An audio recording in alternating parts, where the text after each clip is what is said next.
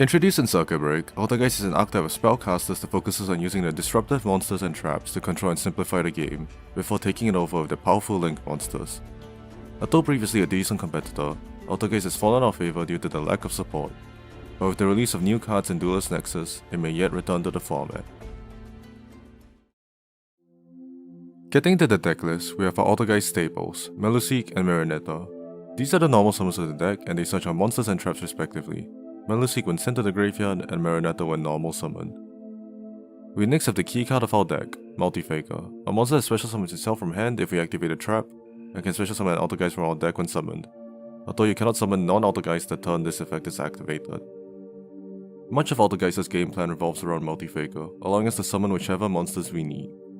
Usually we'll be grabbing Silcatus for a quick effect bounce or Concurry for a negation, but if we need to extend, we can grab Purrely or the new Altergeist, Malwisp. A monster that can special summon itself if it's added to our hand except by drawing it, and when summoned can special summon an Altergeist from the graveyard in defense position, although it cannot activate its effects this turn. Lastly, we have the standard hand trap lineup of Maxi and Ash Blossom. For our spells, we're running Pot of Prosperity, Small World, and 1-for-1, allowing us to find our turn 1 combos much more consistently. As for traps, we're running one of Altergeist Protocol, which allows us to negate the activation of a monster effect by tributing an Altergeist, as well as one Altergeist manifestation, the Archetypal Revival Trap. We're also running one copy of Haunted Rock, a trap that can be activated the turn it is set by an Altergeist effect, allowing us to trigger our Multifaker on turn 1. Finally, we have Personal Spoofing at 3 because it's still not searchable, and some decent generic traps in Infinite Impermanence and Dimensional Barrier. For the extra deck, a little has changed. We have the standard link once to get Meluseek into our graveyard, but we now have the ability to run cards that we couldn't before, like the Charmer Links and Selene, as unlike Multifaker, Malwisp does not lock us into Altergeist. This allows us to climb into cards like Access Code Talker and Avermax that were previously too inconvenient to summon. Malwisp also makes it easier to climb into our old cards like Hextear, our spell and trap negator that also searches for an Altergeist card if sent to the graveyard, as well as Prime Banshee, Memory Gun, and the new link for Altergeist Adminia, which allows us to set any Altergeist trap from the deck when link summoned, and has a quick effect to target and take control of an opponent's monster, giving us a powerful piece for our end board.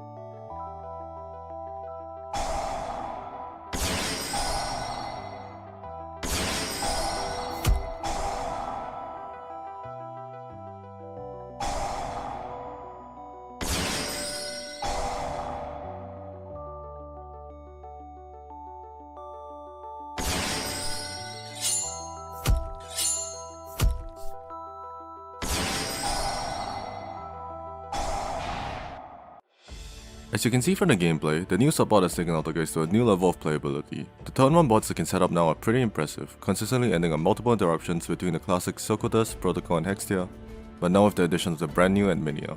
In addition, due to the extension given to them by Maoisp and the ability to set a trap from the deck with Adminia, Altergeist also now relies less on generic traps to trigger their multi-faker to get started. That being said, the deck still has some issues. Its ability to go second is still lacking, so I expect to rely heavily on generic cards and siding.